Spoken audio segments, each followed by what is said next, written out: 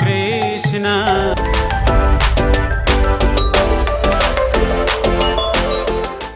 রাধে রাধে বন্ধুরা, তোমাদের সকলকে স্বাগত জানিয়ে আজ আমি তোমাদের সাথে শেয়ার করতে চলেছি জন্মাষ্টমীতে বাড়িতে পুরোহিত ছাড়া শশা থেকে নাড়ুগোপালের জন্ম করিয়ে আমরা কিভাবে সহজ সরল ঘরোয়াভাবে জন্মাষ্টমীর পুজো করতে পারি। তো চলো বন্ধুরা, ভিডিওটি শুরু করা যাক। আশা করি তোমাদের নিশ্চয়ই খুব ভালো লাগবে। স্নান করে শুদ্ধ বস্ত্রে ঠাকুর ঘরে এসে পুজোর সমস্ত উপকরণ জোগাড় করে ভালো করে গঙ্গা জল ছিটিয়ে নিয়ে জল করে ধুয়ে নিলাম।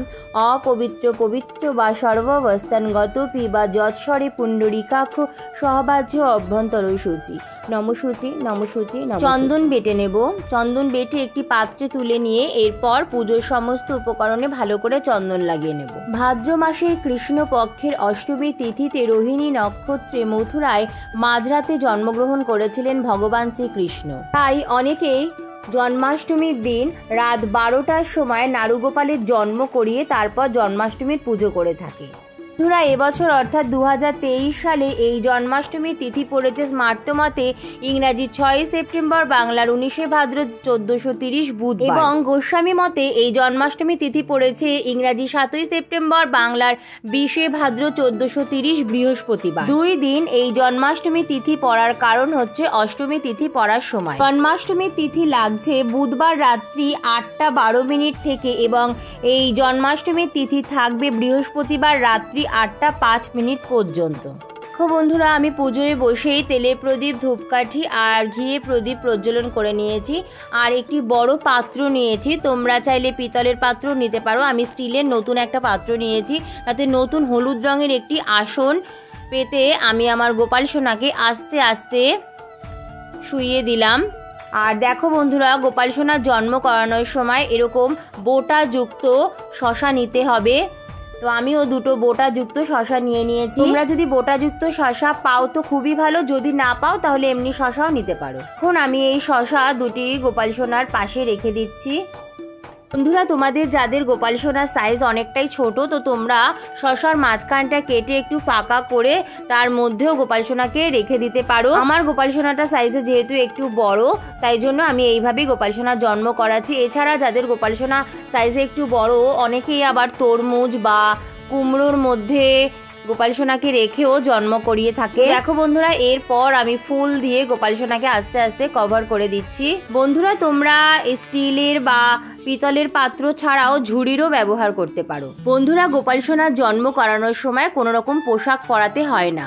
দেখো, ফুল ও কিছু তুলসী পাতা দিয়ে গোপাল সোনাকে এইভাবে কভার করে আমি নতুন লাল একটি কাপড় দিয়ে পাত্রটি ঢেকে দিই। এই পদ্ধতিটা জন্মাষ্টমীর দিন সন্ধে 7টা থেকে 7:30টার মধ্যে করতে হবে। দেখতে হবে এই পাত্রটা কেউ যেন স্পর্শ না করে আর গোপাল সোনার কোনো রকম যাতে অসুবিধা না হয়। বন্ধুরা, তোমরা যারা জন্মাষ্টমীর দিন নতুন গোপাল সোনা নিয়ে আসতে চাইছো তো অবশ্যই নতুন গোপাল সোনা এনে এইভাবেও গোপাল সোনার জন্ম করিয়ে পুজো করে গোপাল সোনার নিত্য সেবা শুরু করতে পারো। এছাড়াও জন্মাষ্টমীর পূজাবিধির ভিডিও আমি তোমাদের সাথে শেয়ার করেছি, তোমরা সেইভাবেও জন্মাষ্টমীর দিন গোপাল সোনার পুজো করে নিত্য সেবা করতে পারো। এরপর রাত 12টার সময় স্নান করে শুদ্ধ বস্ত্রে ঠাকুর ঘরে এসে কাঁসর, ঘণ্টা, শঙ্খ বাজিয়ে উলুধ্বনি দিয়ে আস্তে আস্তে এই লাল কামড়া ছড়াতে হবে। এই সময় বাড়ির প্রত্যেক সদস্য ঠাকুর ঘরে উপস্থিত থাকার এবং এই কথাটি সবাই একসাথে বলার চেষ্টা করবে।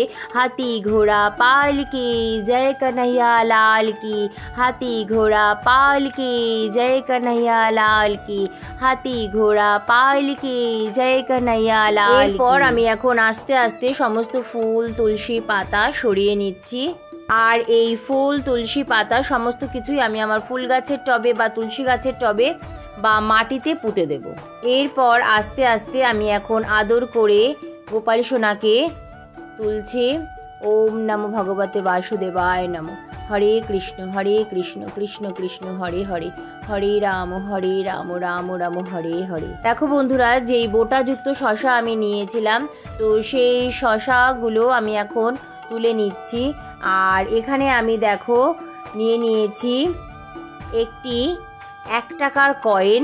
এই 1 টাকার কয়েন দিয়ে আমি এখন এই শশার বোটা অংশটা কেটে নিচ্ছি। গর্ভ থেকে যখন শিশুর জন্ম হয়, সেই শিশু যখন ভূমিষ্ঠ হয় তখন সেই নারী ছেদন পদ্ধতি থেকেই বাচ্চা তার মায়ের থেকে আলাদা হয়, এই মনোভাব নিয়েই আমরা ঠাকুরের জন্ম করিয়ে থাকি। আসলে এই মনোভাব সবই আমাদের মনের ভাব। ভগবানের জন্ম করানোর ক্ষমতা বা সাধ্য আমাদের কারোই নেই। 1 টাকার কয়েন দিয়ে শশার বোটার কাটা এই যে পদ্ধতিটা আমি করলাম, এটাই হচ্ছে নারী ছেদন পদ্ধতি বা নাল কাটা পদ্ধতি। এই শশার টুকরো অংশটা আমি আমার ফুল গাছের টবের মাটিতে বা তুলসী গাছের টবের মাটিতে বা পরিষ্কার জায়গার মাটিতে পুঁতে দেব। বাদ বাকি শশা হলো এই জন্মাষ্টমীর মহাপ্রসাদ। এই মহাপ্রসাদ জন্মাষ্টমীর পুজোর পর সকলের মধ্যে বিতরণ করতে হবে। বন্ধুরা, তোমাদের কাছে যদি 1-এর বেশি গোপাল সোনা থাকে তাহলে তোমরা যে কোনো একজনের এইভাবে জন্ম করাতে পারো, বা তোমাদের যদি ইচ্ছে করে তোমাদের কাছে যে কয়জন গোপাল সোনা আছে সেই কয়জন গোপাল সোনারও এইভাবে জন্ম করা। বন্ধুরা, প্রত্যেকের বাড়ির নিয়ম আলাদা আলাদা হয়ে থাকে, তো তোমরা তোমাদের বাড়ির নিয়ম অনুযায়ী জন্মাষ্টমীর পুজো করো। শশা থেকে জন্ম করানোর পর এখন আমি আমার গোপাল সোনাকে পঞ্চামৃত দিয়ে অভিষেক করে নেব। পিতলের একটি পাত্রে কেশর চন্দন দিয়ে স্বস্তিক চিহ্ন এঁকে কিছু ফুল তুলসী পাতা দিয়ে স্নান পাত্র তৈরি করে নিয়ে আমি আমার গোপাল সোনাকে এখন পঞ্চামৃত দিয়ে অভিষেক করাচ্ছি।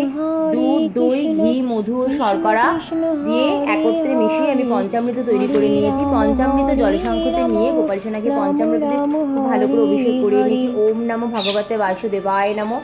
এরপর পরিষ্কার শুদ্ধ জল, তাতে গোলাপ জল, অগরু, কেশর চন্দন, তুলসী পাতা ও কিছু ফুল দিয়ে স্নানের জল প্রস্তুত করে গোপাল সোনাকে খুব ভালো করে এখন স্নান করিয়ে নিচ্ছি। ওম নমো ভগবতে বাসুদেবায় নমঃ। ওম নমো ভগবতে বাসুদেবায় নমঃ। গোপাল সোনাকে এখন ফুল দিয়ে অভিষেক করিয়ে নিচ্ছি। ওম নমো ভগবতে বাসুদেবায় নমঃ। এরপর আলতো হাতে খুব ভালো করে গোপাল সোনাকে মুছে নেব। আর গোপাল সোনার স্নানের এই জল আমি আমার বাড়ির প্রত্যেকের মাথায় একটু করে বুলিয়ে দিয়ে, নিজের মাথায় একটু করে বুলিয়ে দিয়ে বাদবাকিটা আমি আমার ফুল গাছে বা তুলসী গাছের টবে দিয়ে এসেছি। গোপাল সোনাকে নতুন জামা পরিয়ে নতুন কিছু জুয়েলারি দিয়ে সুন্দর করে সাজিয়ে নিয়েছি। বন্ধুরা, তোমরা অবশ্যই চেষ্টা করবে জন্মাষ্টমীর দিন গোপাল সোনার জন্য নতুন বস্ত্র, নতুন কিছু জুয়েলারি নিয়ে আসার।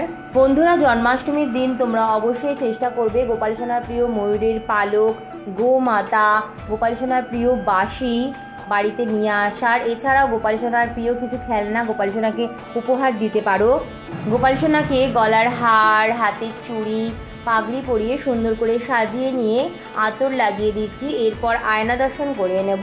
বন্ধুরা, গোপাল সোনার সাজানোর পর অবশ্যই আয়না দর্শন করাতে হয়। তোমরা অবশ্যই কমেন্ট করে জানিও গোপাল সোনার শৃঙ্গার কেমন হয়েছে। সিংহাসনে হলুদ রঙের আসন পেতে আসনে ভালো করে গঙ্গা জল ছিটিয়ে নিয়ে কিছু ফুল ও গোটা আতপ চাল দিয়ে আমি আমার গোপাল সোনাকে সিংহাসনে নিয়ে এসেছি। তোমরা চাইলে জন্মাষ্টমীর দিন আলাদা করে কাঠের জলচকির উপরেও আসন তৈরি করে গোপাল সোনার বা জন্মাষ্টমীর পুজো করতে পারে। দেখো বন্ধুরা, আমি গোপাল সোনার প্রিয় ময়ূরের পালক নিয়ে এসেছি। ময়ূরের পালক সিংহাসনে সাজিয়ে দিলাম। গোপাল সোনার জন্য রূপোর ময়ূর ও কিছু খেলনা নিয়ে এসেছি, সুন্দর করে সাজিয়ে দিচ্ছি সিংহাসনে। দেখো বন্ধুরা, এটা হচ্ছে কেশর চন্দন, ভগবান শ্রীকৃষ্ণের অত্যন্ত প্রিয় এই কেশর চন্দন। কেশর চন্দনের তিলক ভগবান শ্রীকৃষ্ণ গোপাল সোনাকে পরিয়ে দিচ্ছি। ওম নমো ভগবতে বাসুদেবায় নমঃ। ওম নমো ভগবতে বাসুদেবায় নমঃ। রাধারানীকে লাল চন্দনের তিলক পরিয়ে দিলাম। চন্দন সহযোগে তুলসী পাতা, তুলসী দল, ফুল ভগবান শ্রীকৃষ্ণের শ্রীচরণে নিবেদন করলাম। ওম নমো ভগবতে বাসুদেবায় নমঃ। চন্দন সহযোগে তুলসী পাতা, তুলসী দল, পদ্ম ফুল গোপাল ঠাকুরের চরণে নিবেদন করছি। ওম নমো ভগবতে বাসুদেবায় নমঃ। বন্ধুরা, তোমরা অবশ্যই চেষ্টা করবে জন্মাষ্টমীর দিন ভগবান শ্রীকৃষ্ণ বা গোপাল কৃষ্ণায় বাসুদেবায় দৈবকীনন্দায় চ অশেষ ক্লেশনাশায় গোবিন্দায় নমো নমঃ। হে কৃষ্ণ করুণা সিন্ধু দীনবন্ধু জগৎপতে গোপেশ গোপিকাকান্ত রাধাকান্ত নমস্তুতে। চন্দন সহযোগে ফুল রাধারানী শ্রীচরণে নিবেদন করলাম। তপ্ত কাঞ্চন গৌরাঙ্গী রাধে বৃন্দাবনেশ্বরী বৃষভানুসুতে দেবী প্রণমামি হরি প্রিয়ে। চন্দন সহযোগে ফুলের মালা পরিয়ে ভগবান শ্রীকৃষ্ণ, রাধারানী ও গোপাল সোনাকে সুন্দর করে সাজিয়ে নিচ্ছি। বন্ধুরা, ভগবান শ্রীকৃষ্ণ বা আমাদের গোপাল সোনার গন্ধযুক্ত ফুল অত্যন্ত প্রিয়। ওম নমো ভগবতে বাসুদেবায় নমঃ। গোমাতাকে লাল চন্দনে তিলক পরিয়ে দিলাম। চন্দন সহযোগে ফুল গোমাতার চরণে নিবেদন করে হাত জোর করে প্রণাম করে নিলাম। ভগবানকে এখন ভোগ নিবেদন করব। ভোগের থালা গ্লাস সাজিয়ে নিচ্ছি। 5 রকম গোটা ফল নিয়ে নিয়েছি। বন্ধুরা, তোমরা তোমাদের পছন্দ মতো 5 রকম, 3 রকম বা 7 রকম, 9 রকম যেমন পারবে গোটা ফল অবশ্যই ভগবানকে নিবেদন করবে। গোটা ফলে চন্দনের ফোঁটা দিয়ে তুলসী পাতা ও কিছু ফুল দিয়ে গোটা ফলের থালা সাজিয়ে নিলাম। আর এদিকে আমি মাখন, মিশ্রি, দুধ, চকলেট আর দুধে একটু মধু দিয়ে নিলাম আর কিছু মিষ্টি দিয়ে ভোগের থালা সাজিয়ে নিচ্ছি। বন্ধুরা, জন্মাষ্টমীর দিন গোপাল সোনার প্রিয় তালের বড়া, তালের ক্ষীর, মালপোয়া, এছাড়াও লুচি, সুজি ইত্যাদির ভোগ তোমরা ভগবানকে অবশ্যই নিবেদন করার চেষ্টা করবে। গোপাল সোনার জন্ম করানোর পর অবশ্যই গোপাল সোনাকে দুধের ভোগ নিবেদন করা উচিত। ভোগের থালা গ্লাসে অবশ্যই তুলসী পাতা দিতে হবে, কারণ তুলসী পাতা ভগবান শ্রীকৃষ্ণ বা আমাদের নারুগোপালের অত্যন্ত প্রিয়। ধর্মেশ্বরায় ধর্ম সম্ভবায় ধর্মপতায় গোবিন্দায় নমো নমো, এই মন্ত্রটি বলেও ভগবানকে ভোগ নিবেদন করা যায়। এছাড়াও ওম নমো ভগবতে বাসুদেবায় নমো, এই মন্ত্র বলেও ভগবানকে ভোগ নিবেদন করা যাবে। ভগবানকে ভোগ নিবেদনের সময় অবশ্যই ঘণ্টার ধ্বনি করতে হবে। ভোগ নিবেদনের পর পান করার জন্য জল নিবেদন করছি। ওম নমো ভগবতে বাসুদেবায় নমো। এরপর হাতে চন্দন সহযোগে ফুল, তুলসী পাতা নিয়ে গোপাল ঠাকুরের চরণে পুষ্পাঞ্জলি দিয়ে নিচ্ছি।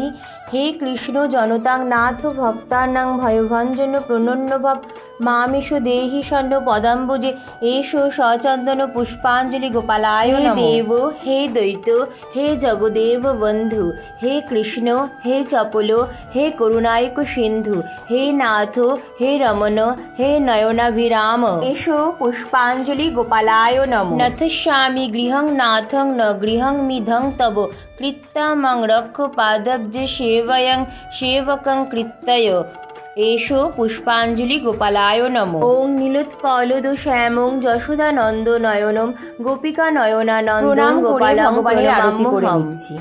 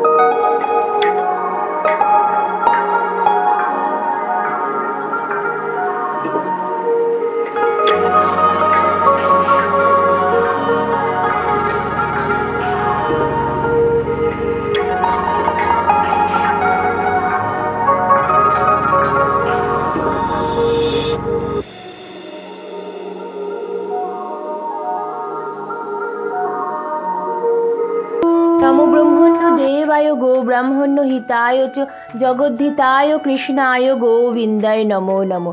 পাপহং পাপ কর্মাহং পাপাত্মা পাপ সম্ভব্য ত্রাহি মাং পুণ্ডরীকাক্ষ সর্ব পাপ হর। প্রণাম করে হাতে চন্দন সহযোগে ফুল, তুলসী পাতা নিয়ে জন্মাষ্টমী ব্রত কথা পড়ে আমার পুজো সম্পূর্ণ করে। দিলীপ রাজকন বশিষ্ঠ বনি প্রতি শ্রীকৃষ্ণের জন্ম কথা শুনিতে সম্প্রতি, ভাদ্র মাসে কৃষ্ণপক্ষে অষ্টমী তিথিতে কিবা হেতু জনার্দন জন্মেন ধরাতে। বশিষ্ঠ কহেন রাজা শোনো ভক্তি মনে, নারায়ণ স্বর্গত্যাজি কিসের কারণে। এই পৃথিবীতে জন্মে দৈব কি উদরে, সেই পুণ্য কথা বলি তোমার গোচরে। পূর্বকালে কংসাসুর নামে নরপ্রতি, অহংকারে মত্ত হয়ে থাকি দিবারাতি। পৃথিবীর দুঃখ দশা দেখি সুলু পানি, ক্রোধতে অধীর হয়ে কহে এই বাণী। দেবগণ চলো যাই ব্রহ্মার সকাশে, করিব উপায় আজি কংসের বিনাশে। অনন্তর মহেশ্বর দেবগণে লয়ে, গমন করিল সবে ব্রহ্মার আলয়ে। জন্মাষ্টমী ব্রত কথা সম্পন্ন করে আমি এখন আমার গোপাল সোনাকে নিজ হাতে একটু খাইয়ে দিচ্ছি। বন্ধুরা, তোমরা জন্মাষ্টমীর দিন জন্মাষ্টমী ব্রত কথা বা ভগবান শ্রীকৃষ্ণের অষ্টোত্তর শতনামও পাঠ করতে পারো। গোপাল সোনাকে নিজ হাতে একটু খাইয়ে গোপাল সোনার হাতের বাঁশি পাশে রেখে ভগবানকে ভোগ গ্রহণের জন্য অনুরোধ করে কিছুক্ষণ চলে গিয়েছিলাম ঠাকুর ঘর থেকে বাইরে। কিছুক্ষণ পর হাতে একটু আওয়াজ করে ঠাকুর ঘরে ফিরে এসে গোপাল সোনার হাত মুখ খুব ভালো করে মুছে গোপাল সোনার হাতে গোপাল সোনার প্রিয় বাঁশি দিয়ে দিলাম। এরপর আমার পুজোয় হয়ে থাকা ভুল ত্রুটির জন্য ভগবানের কাছে ক্ষমা চেয়ে সকলের মঙ্গল কামনা করে ভগবানকে প্রণাম করে নিলাম। বন্ধুরা, জন্মাষ্টমীর আগের দিন অবশ্যই নিরামিষ আহার গ্রহণ করতে হবে। আর জন্মাষ্টমীর দিন নির্জলা উপোস থেকে জন্মাষ্টমী ব্রত পালন করতে হবে, কিন্তু শারীরিক অসুস্থতার কারণে নির্জলা উপোস থাকতে না পারলে দুধ, ফল, সাবু শরবত খেয়ে এই ব্রত করা যেতে পারে। অনেক অনেক ধন্যবাদ। রাধে রাধে।